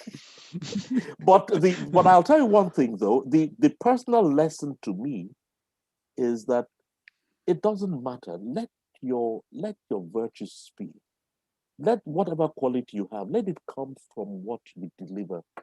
Don't blow too much trumpet. I am this, I am that. Oh, I have accomplished this, I have this. And you know what I liked? When I sent a request to Ken Cloak to connect, he said, I don't like speaking about myself. And I set myself more. I'm beginning to find that the more people have to speak about, the less they are inclined to want to speak about themselves. And I said, oh, so the less I have, I must learn also not to have to speak too much about myself, to let my qualities, to let my virtues, to let them somehow reflect without my having to blow my trumpet. Yeah, And I think that's the that's best. Yeah, that's the best way to put it across. I think that's the best way to put it across. Let it come. No, but now we were talking about the mediator mindset. But now let's look at in childhood the whole concept of actually being a mediator when you were in school and all. Did you ever? I mean, if you look back, were you looked at as someone who had that kind of thing? quite honestly, Vikram, no. If there was ever anything like that at all, it was in my secondary school days. That is, in primary school, um, in primary school is the first 6 years. That it's secondary school starts. I'm trying to make this realistic to those from other systems. I think Age wise, I secondary think you school, can I go think is age for wise. You can go age wise. What age? I think that'd be best way to go about it. from about the age of secondary school starts from about the age of 11, 12. Okay. And one thing I did, I went to King's College, and again, it was a good secondary school. It was supposed to be fashioned after the typical English public school. It was a federal government secondary school. And one of the things that I learned in the boarding house was um, you were not allowed to fight. You were not allowed to hit another student. It's a rare thing, is it? Is that a rare thing? It was one of those rare things. Well, generally it's not allowed, but in King's College, Obviously, it should not be allowed. in King's College, it was a specific rule, and there were some very peculiar things about King's College Lagos. For example, amongst the school regulations, there was a specific line which till today fascinates me: a breach of common sense, a breach of common decency, and a breach of common manners is a breach of school rules. I remember that very clearly. So you could be punished, you could be sanctioned for a breach of common sense. You could be sanctioned for a breach of common decency. You could be sanctioned for a breach uh, of decency, of common sense. No, but And no, but I mean, does it all leave a lot to discretion? Is it, or is it just? no, Vikram, I don't know. I cannot recollect now how we balanced it, but I just remembered that somehow, every once in a while, some prefect or some schoolmaster got you sanctioned or got you punished for a breach of common sense, or a breach of common manners, or a breach of common decency. Now, what constituted those things? Frankly, I can't remember. But the one thing it left in my mind was that sometimes, like you indicated, you may have to wonder, why is this a breach of common decency? Why is this a breach of common manners? There was no subject in King's College Lagos that said, oh, this morning we're having a class of 2 hours in decency or in manners or in Exactly, but somehow you were expected to know it. And so many times you started off, and right from the time you were in the second year in boarding house, you acted as a mediator amongst those in the year below you. And it continued like that, so that when you were in Form 3, you became what was called a senior junior boy. So you could act as an arbiter amongst the younger people. More so, in King's College, we all came from different parts of Nigeria, different languages, from the north, from the east, from the south, but we were allowed to communicate to one another only in the English language. No, but what was the process of getting in? What was the admission process? Were you they checking it? Yeah. There was a general common entrance examination that was nationwide, and if you crossed the pass mark, you qualified. That's it. Okay. No interviews and nothing else. No. When you passed the particular mark, you had a second set. There was an interview, and then the best 60 were chosen. So So maybe at that stage itself, they were gauging decency and everything there, and then maybe they felt that okay, you fit into that criteria. Now you'll keep that going forward. Maybe whatever it was. At the end of the day, basically, you came out well behaved. That's what we can see. I'm very grateful. Why are you the exception? That proves the rule. Proves the rule. I'll leave the world to judge that. We need others to put in front of us. I'll leave the world to judge that. If I go forward from there, if I go on through secondary school, the school had, I wouldn't say there was a lot that would make a mold, that would mold me as a mediator any more than anyone else may have had in any other secondary school or whatever. And I really don't think so. But the one thing that at least you were taught was, again, a respect for the other person. It's always important. I think it's important to grow up in a system that makes you respect the other person, that makes you consider that you were not measured by what you have. You were not measured by the home in which you came from, but you always have to learn. The words of the school song is, "It is only by obedience that you learn to rule." Okay. So, what, you have some plan? It seems you're not wanting to get out from this, are you? You seem to be. Yes, I'm thinking, so that we're not beating the bush over the same thing. Maybe we need to move along into. You seem to be in a hurry to get somewhere. We're not getting anywhere. The journey is, we are going on the journey. There's no destination. Where did I say destination? I said journey. We're going to stay in the journey, and for a long time. And I think for a very, very long time. So I don't think there is no destination happening if you think there is. I am captive. Yeah, because I was really wanting to know, in terms of someone actually doing that whole mediation thing with their school and with the kids around, and something, or maybe the teachers think, okay, because we were discussing this. Yesterday we had this meeting of the International Mediators Collective. So the peer mediation is what we were discussing. And we got to know that in the US, there is a whole structure there where teachers actually identify those with a mediator mindset. So that was interesting. So was that happening in some way? How does that come out? Well, I don't know whether that was expressly done. But now that you ask me, I believe that these were some of the qualities that must have been looked at when the students that were called prefects were chosen, because the prefects were not only there to sustain discipline, but they were also required, wherever necessary and as often as is necessary, they were the mediators between students. Remember, I said to you, you were strongly discouraged from taking justice into your hands, and you were required to discuss it. Now, what I valued about King's College was that King's College had a tradition which was very interesting at that time. We had a boxing club.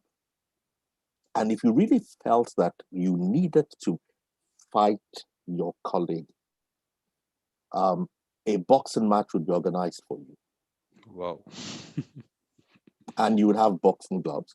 So basically, it was a courtroom. Basically, litigation is what you were told to do. And you would have it supervised.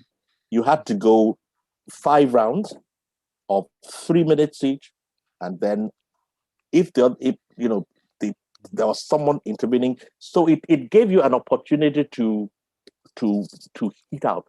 But what it also did was, before you went that far, you were given an opportunity to resolve it without having to box. The effect of that was, number one, you never took the law into your hands. Number two, you had an opportunity to resolve it in a way that might be less humiliating and yet at the same time more satisfying than going into the boxing ring. Because one thing you learned from the boxing ring was that no matter what, even when you won in the boxing ring, it didn't make you feel better. So imagine this is exactly what you're talking about. That was litigation. So you knew that if you went there, that's what's going to happen. So then means you'd settle it before that. I think this is exactly what the whole thing you were taught right there. That this was the So that exactly. See, so you're talking of acculturization, you're talking of developing that mindset. So even right from those what I call your moldable period of life, you're learning those in you're getting that in that message intrinsically. Litigation, fighting one another, fighting each other, will not necessarily bring you the best satisfaction. Now, is there an alternative? yeah, so Yes, it's you can interesting. speak about it. You can talk about it, and you could you would be helped to find a solution. And yes, I think if I look at it, I believe, like I said earlier, that a lot of predisposition toward becoming a mediator was being established. For one. And in fact, when we were establishing, I mentioned the dispute solutions hub. One of the things that the dispute solutions hub is aimed to do is not just to be a place for resolving, but also a place of encouraging the development of that mediation mindset, that mediation culture, so that the hub is not just a place to come and settle, but it becomes, as it were, itself a place that people can identify with. Almost like the mediators collective, people with a mediation mindset, people that are able to look at things in a mediatory context. And I think a lot of it requires that. It's not going to happen overnight. You mentioned that once before, and I believe that. But it is important now that we begin to have institutions, organizations, places like TDSH, we call it, where people can have a conscious development and a cultivation of a mindset and an approach that goes into the way they live their lives, the way they organize, the way they think, the way they reason, and even the way they resolve the issues. I am of the opinion that ultimately, you even need the mediatory mindset to even go into litigation. Now, that's a story for another That's day. another one. And I'm sure Andrew will not agree with No, me, maybe. we don't get but- Andrew into it. We'll have a whole series. That's a separate thing. No, but what I'm trying to say is that look, this identification of the people with the kids with the mediator mindset, I think this is where we have to really push that whole concept. If there's a whole structure available, if people are doing this, if in the US, if that's happening, I think that's a very good step. If the teachers can be sensitized to this whole concept that you have to look for the person with a mediator mindset, and then how those people can then be taken forward, I think is interest. That's I think an area which needs to be obviously discussed separately, not taking your history into this. But I think at this point of time now, Mr. Akisanya, you had mentioned in the last meeting that you want to keep a 90-minute thing, and then how do you want to go about it? Because we've done 90 minutes. So I'm okay. Look, I can go on for the next 2 hours. I'm perfectly all right. Now, how do you want to go about it? Well, I'd like to say this, that maybe at this point, we could leave the floor open and let people pass No, but comments. the only thing ask is questions. that issue is that to get, because I obviously would have wanted that we stop with your part of this and then maybe get you again later. But now only thing is that the whole schedule is now up till March is all done. So now next time in terms of that Saturday thing, you can only come in March. So I was thinking that a little more that you would want to take us through quickly. We can further elaborate it later, because I'll tell you what, one second, give me just 1 second. Give me 1 second. So then we will see how we can, because one aspect of life was what comes in pictures is sometimes the important part. Are we looking at this period of your life? Should we talk about this? Because if your pictures have come, these are important parts of your life. This guys go through this, and then maybe, what do you say? Important? I would. It's just of interest to know that. Well, I do other things. I'm a musician. I'm a pianist. And There's a that's it. person behind you that's not of interest. That's my wife. That Yes, is my exactly. wife. I That thought is of we were talking interest. about that, and you were talking about the piano. Yes. Oh, on a light note, every married man has to learn to be a mediator. Yes, absolutely. If you have to survive, the survival of the fittest. Yes. I'll say this, Vikram. To be honest with you, I think the 90-minute period is a good period. And what I'll do is to say that if we can encourage persons, let's communicate with one another by email, via LinkedIn, and so on and so forth. And by the time we come back in March, where we might be looking at something that is more current, we can then we can make it a little bit more open. Let people come up with No, that will definitely happen. But where is your wife here with us? Well, she's there. She is there, and is she here? I'm also yes, separately. She's separately here. She's separately here. Yes, she's separately here. What is her name? Her name, she's Titi, and I've asked her to unmute you. Unmute. Yes, yes. And, Titi, are you going to unmute yourself, Mrs. Akisanya? Yes, very much so. I am unmuted. Are we going to see that picture of you and hear you here, or are you going to see your picture also, the current one? Oh dear. Obviously, you have to show yourself. You can't do this. Well, I was actually on another call and trying to finish up with that one, and so I'm in between calls. But it's been a delight listening to all of this, and I see some familiar names and faces as well. So it is a delight to be here. No, we're going to say hi to all of them. This is right now, we just go like Mr. Akisanya said, we'll open the floor out to everyone. But before that, we just want your view a little bit, not too much right now, obviously, because he wants to cut it short here and then take it up later, but a little bit about how you feel in his mediator mindset and how it, in terms of the house with your children, something about that. Well, how do I feel about a mediator mindset? Well, to start with, I am an executive coach, and you can imagine what goes on in our home here. Well, you can see that he's on a different camera somewhere else. You're on a different camera somewhere else. We can understand what goes on. Yes, indeed. So by profession, I'm an HR practitioner. I'm also an executive coach. And I'm proud to say my coaching adventure is what spurred Yemi into mediation. Wow. Because there was a coaching session we attended, and I asked him to come along. And he was in class with me for about 3 days. This was, I think that was when we were in Atlanta. And I guess that really spurred him on in terms of bringing out those latent mediation qualities in him. He may not agree, but I think I was the real catalyst to bring him into the mediation space. So do you want to start a fight? Is it, do you want to go for boxing, or you want to settle it here? No.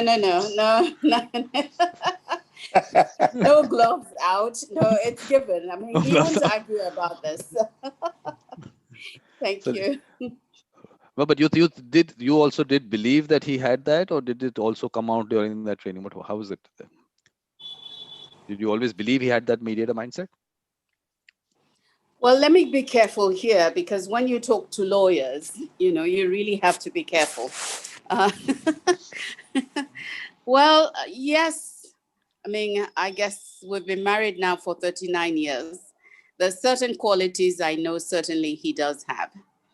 And one of them is using his voice. He talked about using his voice and being able to defend himself because of his voice. So he's put that to use in a very good way. So I'm not surprised he's thriving as a mediator today. Thanks. Well, you just want to stop there. I think we were just going to start embarrassing him. I actually told him, don't get anyone who's going to embarrass you.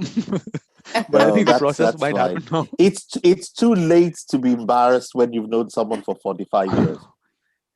We were just getting something, Mr. Akisanya. All this was only to get something now, and now you want to stop it right here. Is that correct on your part? Well, to be honest with you, I'm very conscious of something, and that is, it's one of the things that the people who speak about the Zoom era point out to us, and that is the fact that it is difficult to maintain total attendance and concentration for more than about 90 minutes. That's why I mentioned 90 minutes to you earlier.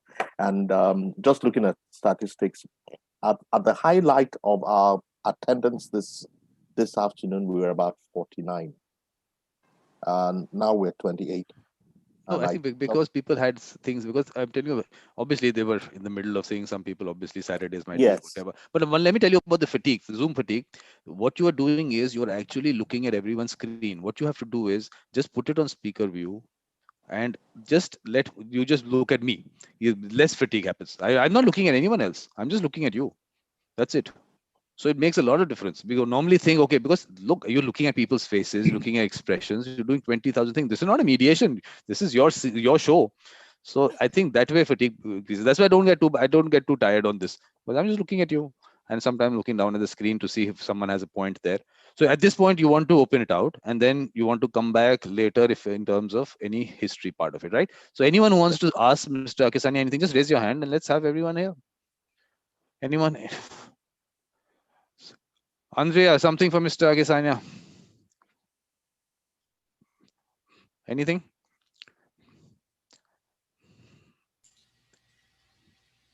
Yeah. I was talking with Titi, and she was great wife of Yemi, and I was hearing about this lecture about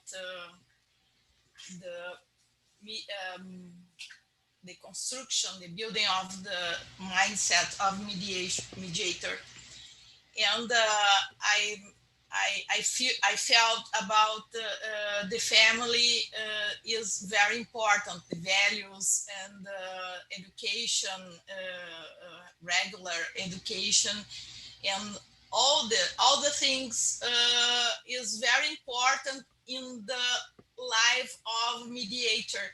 And if you in mediation, practicing mediation like a mediator, you need to you bring necessary you bring these values to table, and if you feel something, for example, if you feel a minor, or if you feel you remember your experience, a family experience, and you are in table mediation. You remember that. Andrea, is your son around? Maybe if you want to speak in Portuguese, maybe if your son is there, he can translate. You want to do that? Yes. Is he there? Is your son there? Can I speak in Portuguese? If your son can translate, or someone else can translate. Alexander, are you there? Can you translate? One sec. Yeah, you'll have to unmute yourself. Yes, I can translate. Andrea He'll can translate. talk. Andrea, you can speak in Portuguese. Yes. But you are not going to abuse anyone on the show. You can only say nice things. Yeah. Alexandre, help me. Okay. Yeah. Go for Portuguese. Come on. Não, eu achei super importante o que o Yemi colocou a respeito das experiências de família, dos valores de família, que ele traz na sua experiência de mediador. Oi. Okay, Andrea thought that what Yemi brought to us in terms of values, family values, is very, very important. And e como o Alexandre colocou, né, no chat, que tudo isso vem para a mediação no modo de ser do mediador, né? And those experiences brought by Yemi and everything that was put in the chat brings to the mediator what he's used live on mediation on daily basis.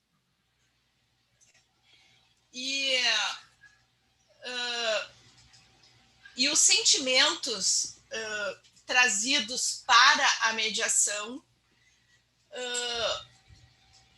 eu percebi que os sentimentos trazidos para a mediação, como, por exemplo, de sentimentos de inferioridade em relação a alguma experiência do passado, pode ou não interferir na condução do processo mediativo.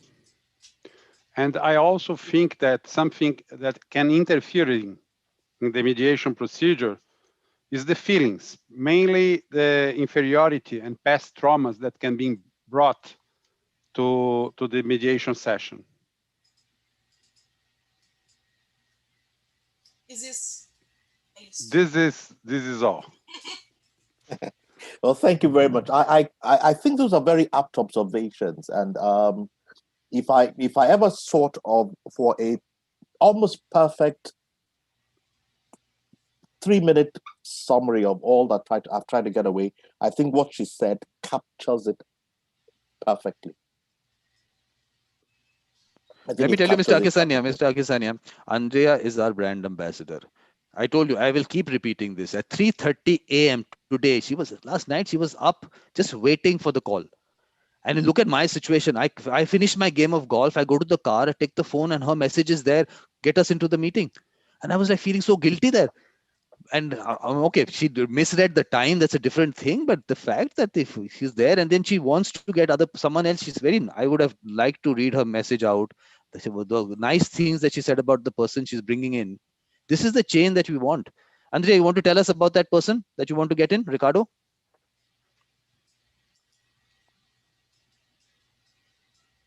Andrea? Alexander, please just help her. Andrea, ele quer saber se você pode falar alguma coisa do Ricardo, dessa vontade sua de chegar cedo nas reuniões. Não sei se você falou com algum Ricardo recentemente. Did you talk with any Ricardo? Sim, isso. Can you share us the history of that? You have to speak in Portuguese, Alexander, you're forgetting. Yes. With her, you speak in Portuguese, with us, you speak in English. Yeah, se preferir, pode falar em português. Tá, Ricardo é o meu colega, é um advogado e é professor na formação de mediação na Ordem dos Advogados do Brasil, aqui no Rio Grande do Sul. Né?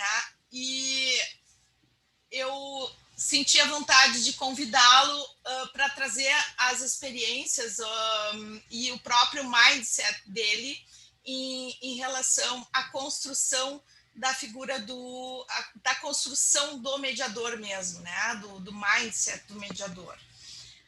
Então, ele ficou impossibilitado hoje em função do horário de comparecer, mas pediu para que eu transmitisse, né, a gratidão dele por ter sido convidado a participar desse grupo, né, do Coletivo Internacional de Mediadores. Ok, não é o Ricardo Barcelos, é o Ricardo Dornelles? Dornelles, é. Ok. Inclusive eu faço parte, né, da comissão de práticas restaurativas na OAB do Rio Grande do Sul. Ok, so to anyone, Andrea invited a colleague of her named Ricardo Barcelos from the Bar Dornelles from the Bar Association in Rio Grande do Sul, that's in the south of Brazil. Ricardo and Andrea work together there. Ricardo is an attorney, of course, and he's also a professor who is working with the certification of mediators there. Ricardo was invited to be here with us today and to talk about the mindset of the mediator. Unfortunately, he could not attend, but he would like to say that he's very, very much thankful to the invitation. Hope to have an opportunity in another meeting to bring his thoughts here and share with us what they do in their practice. But one thing, Andrea, can I share your message that you sent me? Can I put it on the share screen? Is it okay? Ask Alexander. You don't have to unmute yourself, Alexander. You can keep yourself unmuted now. You can keep yourself unmuted. There's no problem. Okay. Ele quer saber, André, se pode dividir com todos a mensagem do Ricardo agora na tela. Se você autoriza. To me, what the message that you sent me, can I show that? Why I want to show this is because this is someone out there who's actually going out and doing this, the kind of nice things that she said. I want to actually share it. Tudo bem dividir? Okay. Andrea is saying the positive thumb. Okay, it's allowing. Okay. So just give me 1 second. I want to, because it was very important. Okay, this is how it goes. Okay, 1 second. Okay, you can share. Thank you very much, Alexander. Andrea. This is what it's like. Okay, I want everyone to read this because I want you to also get nice people like this. And also I want you to read that aspect, the love your spirit to move the universe to fraternity. And this, I myself praise also. I want to give that praise also. If you people don't do it, Andrea is doing it. I think the mediation needs for mediator needs being a construction by self. Don't to pay to gain money or nothing. First, you need to construct yourself. No, I'm reading your message. It's so nice what you wrote. And the fact that you said, Ricardo, he's a lovely person and I would like him to invite him to participate. So this is what I want everyone to do. Then that's how the 1,000 go to 1,000,000. This is how it happens. So someone is out there. We talked about it yesterday. And I was explaining now on resume what you talked about. Now this is the important part. At 12:08 p.m. our time, which was 3:30 a.m. her time, she said, Ricardo and me are waiting. This is the part where I felt guilty when I went to my car and I saw this. And I kept trying to get in touch with her after that. It became a little difficult. But thank you very much, Andrea, to be there at 3:30 a.m. So anyone wants to raise their hand, because Barbara's hand is always up. Barbara, what's happened to your hand now? Why is it down? What happened? I'm sure. Well, it was a long time ago. I forgot what I wanted to ask. So you have to do something about that. There are medicines available for that. Yes. Or herbal things also available. I will try. Well, you nothing to ask, Mr. Akisanya. No, yes, I can ask something. I find it really more complex and more difficult to act as a mediator when in front of me the parties are the member of a family. It's very different when it's in a company or between neighbors, a conflict. Barbara, this is not the forum for that. This is the forum to ask him. No, but himself. I'm asking for. Oh, okay. Oh, okay. Yeah, that is all what right, we are. Today's his show. It is. Yeah, but I wanted to have feedback from his experience. No, later. That's a training program. You can go to contact him directly. He will give you lectures on it. That's a different thing. Right now we are about brilliant. Anything that you want. Anyone wants to ask him something. Lisa wants to ask something. Lisa's there. Yes, Lisa. Are you sometimes angry against? Yeah. No, that's personal. Am I sometimes angry? Barbara, you can keep yourself unmuted. There's no problem. But just don't. You can keep yourself unmuted. There's no problem there. Anyway. Could you say that again? I don't think I missed that. Could you please repeat your question? Yes, Lisa? Sure. How do you? Well, do you ever feel anger or how do you say that in English? Sorry. All sorts of angers, from the mild to the strong one. I will find better words. When in front of you, you have parties and they are not making progress. And how do you cope with that? Well, first of all, I wouldn't call it anger. Sometimes it may be a bit of frustration. But what that challenges one is that I find that if you are able, it challenges you to try to get to what exactly the issue is. And many times I find that the greatest weakness that I've had, and I suspect many mediators, is as much as we want to be neutral, we actually bring a mindset there of what we think ought to be or what we think should be, and we tend to question to try to bring out what we think.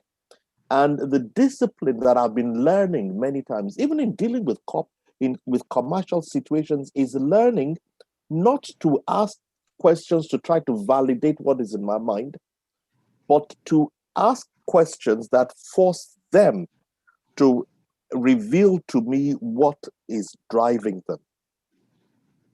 And I think that is very important. It's very important. It's not an art. I don't think you can learn it in a mediation class. But one thing I find is that it's something that you just have to train yourself to do. Try to make it a practice. It's not about me. It's about them. It's not about me. It's about them. There is I wrote something in one of my blog on my blog site about that, about what happens. It's not about me. It's not what I think. It's about them. And sometimes why they're not getting out what you want them to get out is because you are looking for something else and you're asking them in that direction, and they're feeling, no, that's not what it's about. And I think one of the skills that one gets is, what are they thinking? Yeah, thank you. That's lovely. Yeah, I fully agree. But it's not always easy. No, it's not always easy. It isn't. It's something that takes practice. But hey, practice makes perfect. And even I cannot even begin to think I'm there yet. But at least I think I'm on the way. Thank you. You're welcome.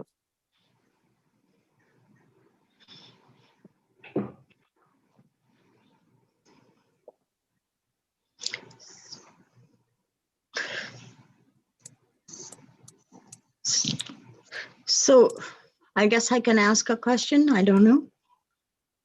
Please. So years ago, I did a little bit of work with a friend in Nigeria. I did some work with General Ishola Williams and Astrag, and we were looking at indigenous approaches.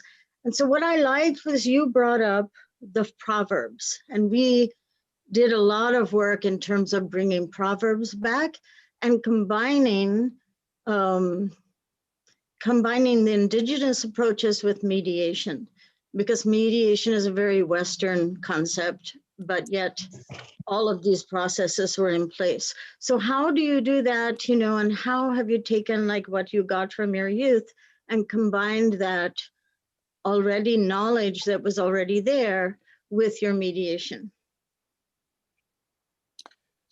Interesting you should ask that, Lisa, because I'm going to seem to go off tangent for a while, but I'll tell you why I'm saying that. There's a growing movement now for non-violent communication.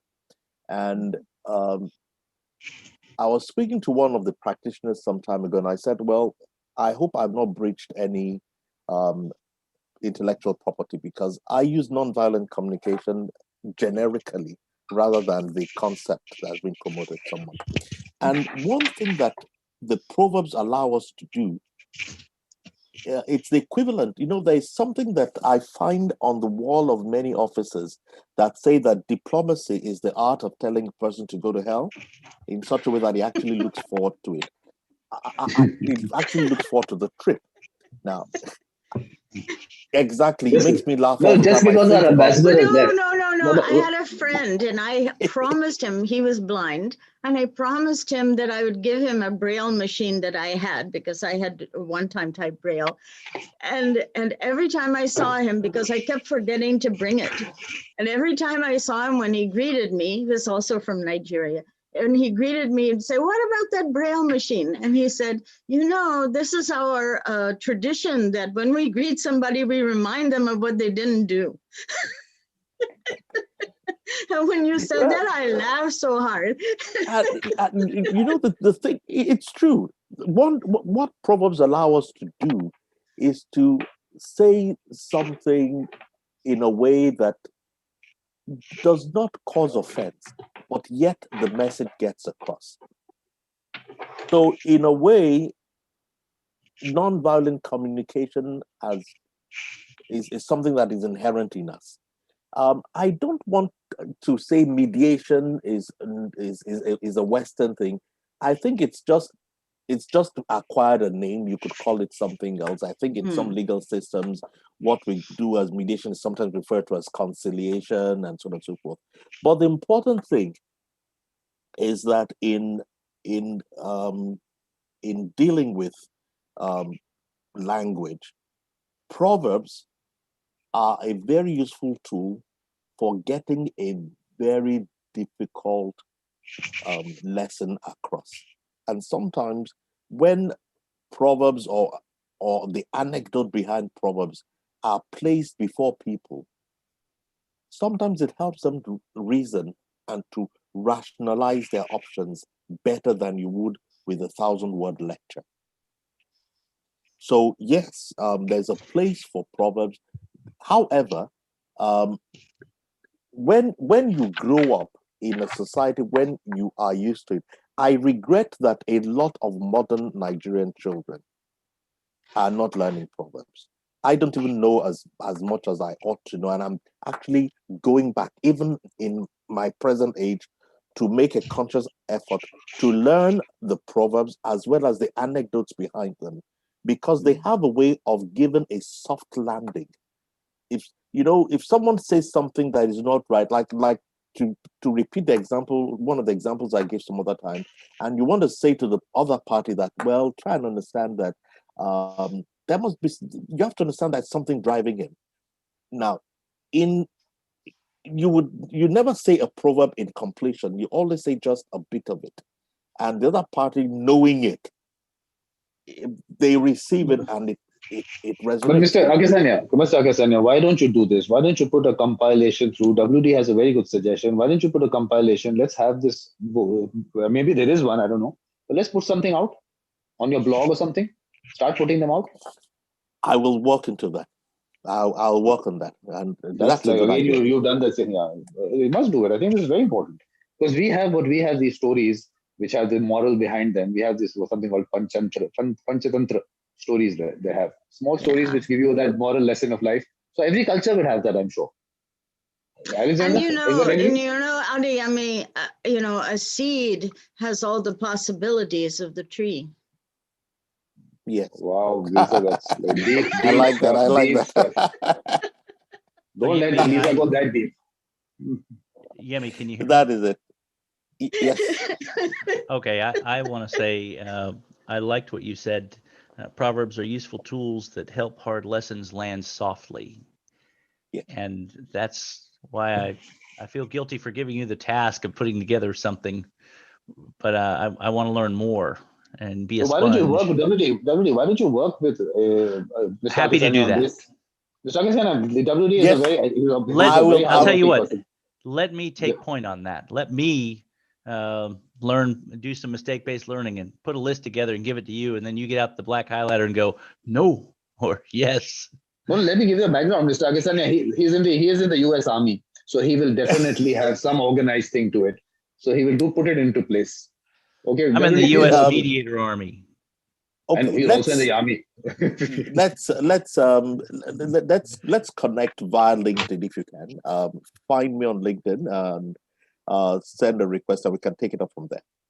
Certainly. Yeah, you must do this. By the next time we meet, there should be at least something out We must put it out. You post it on LinkedIn, whatever. I think what you do is, WD, why don't you work with Mr. Akisanya, and every day, why don't you put one proverb out and something deeper about it that Mr. Akisanya would want to put out?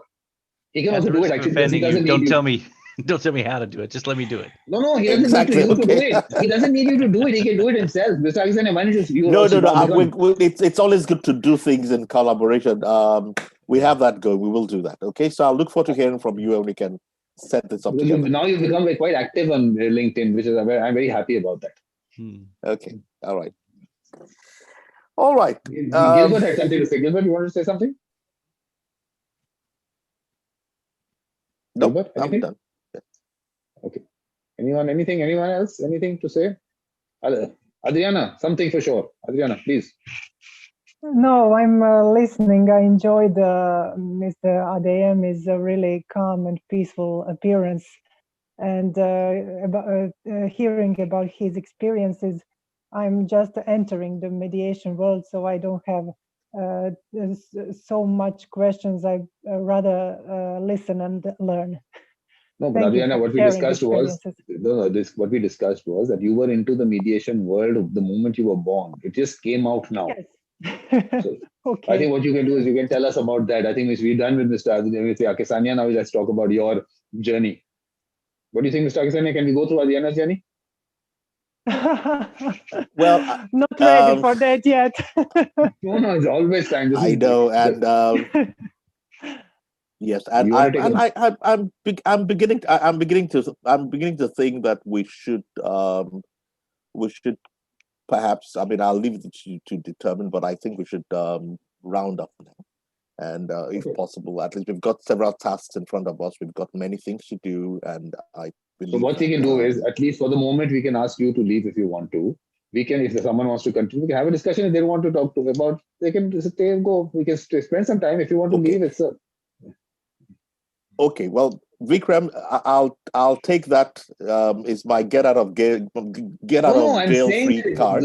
What I'm trying to say is that we will discuss you after you go. We'll be discussing what you said. We'll be talking about it. And I'll tell you what will happen. And what I'll request is this. If while I'm gone, if things that come up that are of interest to me, look, I'm only a LinkedIn connection away from everyone. So I want to encourage you, please do so. But it's only proper at this time. I must say thank you to you, Vikram. I think it's been... Mr. Akisanya, thank you that you actually gave us so much time. And it is also interesting. You may not realize it, but a lot of what I shared was not planned or prepared, but it at least came out of there. And I'm grateful that it gave me an opportunity to actually search myself as well. So in that respect, I have learned a lot. I say thank you to everyone else, because somehow, intuitively, I felt that everyone was listening with interest and with a lot of connection. And I say thank you to everyone. I'm hoping that as we go forward in future, we'll have plenty of opportunities to interact further. But Mr. Akisanya, before you leave, there is no chance that there's anything that happens and Andrew doesn't have something to say. I'm very surprised he doesn't have anything to say. Either he's not there. Andrew, are you there or not? You have nothing to say? No, he's not there. Definitely, people just log in and there is no attendance, there's no CLE or whatever. They're getting nothing out of this. Yeah. But whatever. But Lisa, nothing for Mr. Akisanya? You were saying something? Did I stop you there? Yes. No.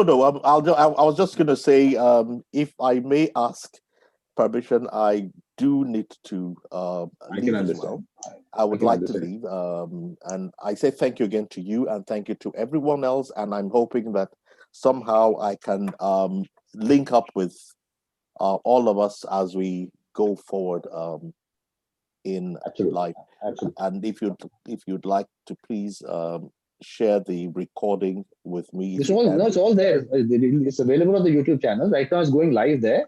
And this moment it finishes, it's going to stay there. The chats are also very important. The chats I don't keep. I don't keep the chats. I don't, because you don't know what all is discussed. There's certain things discussed there, which political things I saw came up. I'm not interested in any of those political comments about any individual anywhere in the world.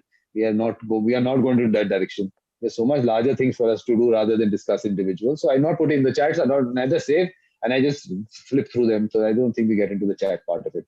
But where is Mrs. Akisanya? Okay. Well, that's fine. Mrs. Akisanya, I want to thank her also. Yes. For being there I for think, you. I think she's left. Yes. No, she's there. Yes, She's there. thank you. She's there.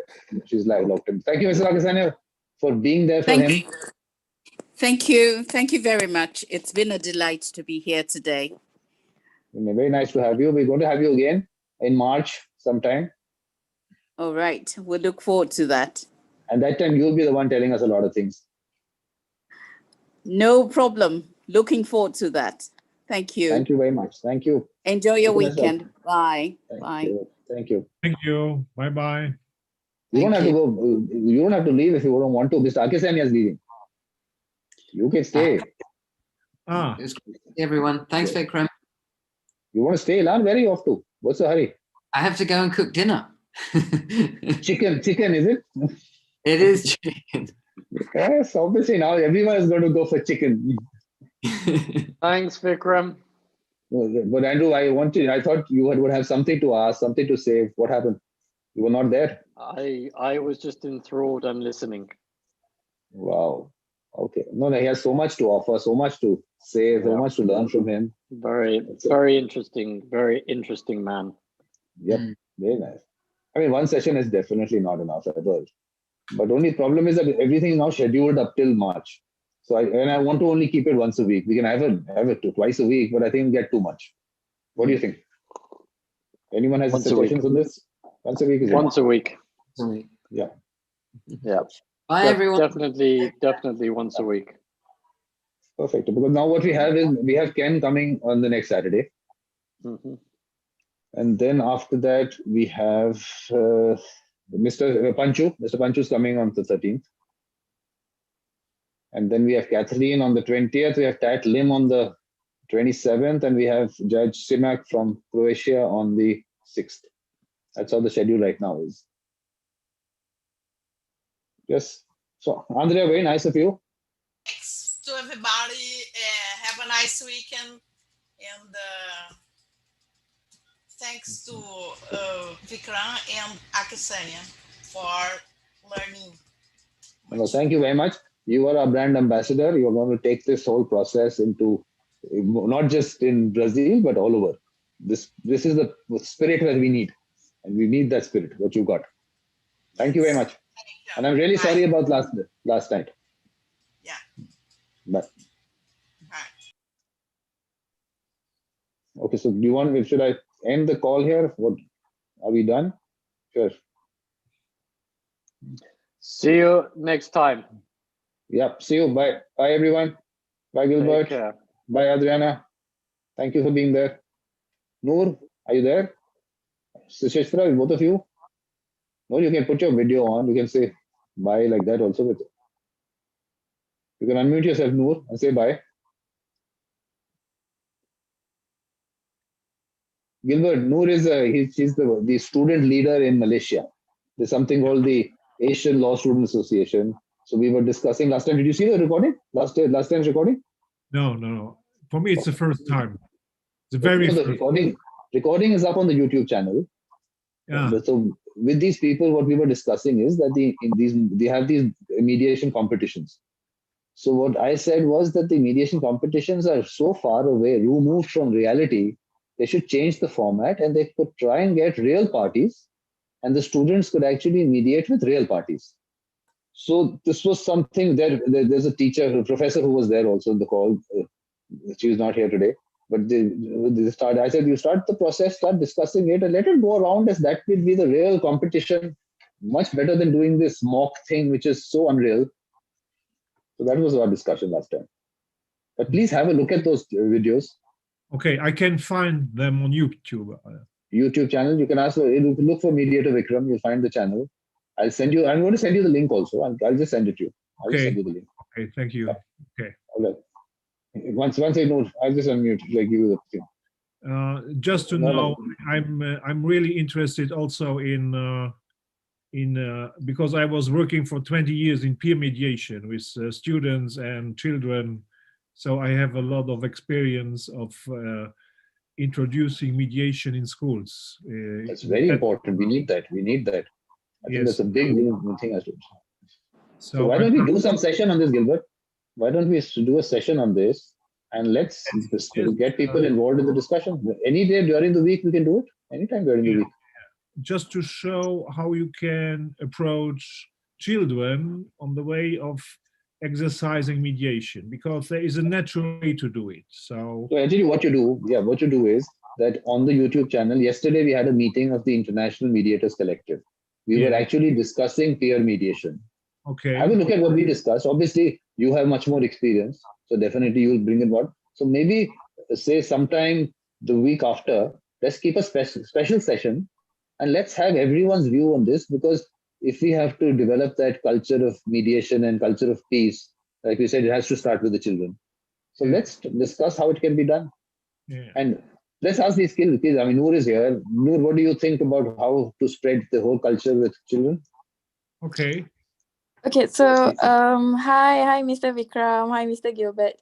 Hi. It's a midnight here, so I was like 12:39 a.m. here.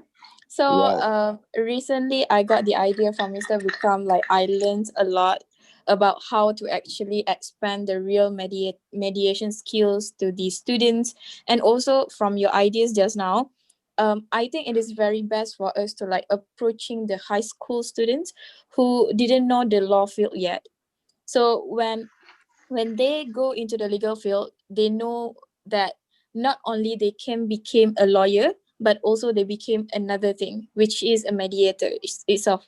So it is very important for us to like giving the idea to the high school students out there, and also the like undergraduate students and No, etc. but Noor, what you're talking about is theory. Gilbert has practical experience, so he link up with him and discuss how things should go. But we'll have a special session with him where Of we'll course, all we get need together to and do we'll a webinar like this lah.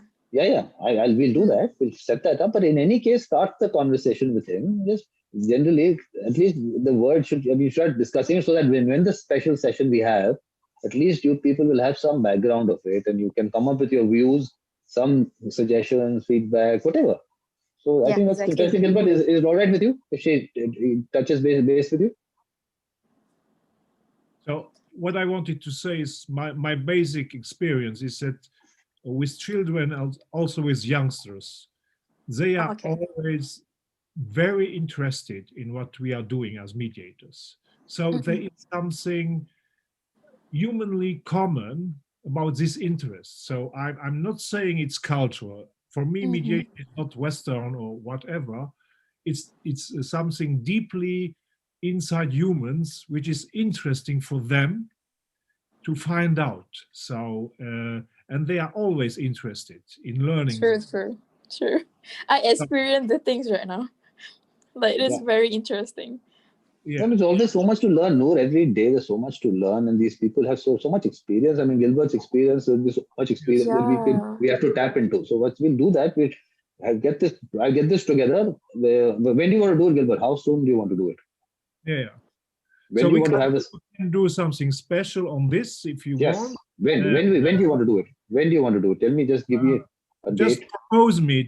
You can propose me by email some schedules, and I make a choice. So but LinkedIn, LinkedIn, are you on LinkedIn messages? Do you have a look at that normally? Yeah, LinkedIn. I follow LinkedIn messages. Okay. And if you have a special schedule, you can propose it, and then I can replay. Okay, perfect. I'll take that up with you. Perfect. Okay. Thanks a lot. Thanks a lot, Noor, for being here, Gilbert. Thank you very much. Oh my God, thank you so much, Mr. Vikram. Like, the whole session was like elite. I love it. I learned a lot from Mr. Akisanya experience just now. You know, like, I'm doing my work while listening to him is very calm, soothing, and I really love hearing all the mediation journey that he's starting, getting into the mediation field. Oh my God. And there's so much more. There's so much more. We've only done a little bit. There's so much more. So this will continue, but we have so many more people coming in. Ken Cloak is coming in on Saturday. There's so much more to learn from him. There's so much to learn. So I think that we're on a journey. So let's go on. There's always going to be something to learn on the journey. True, Right? true. Okay, thank you very much, everyone. Thank you very much, everyone. Yep. Thank- Bye.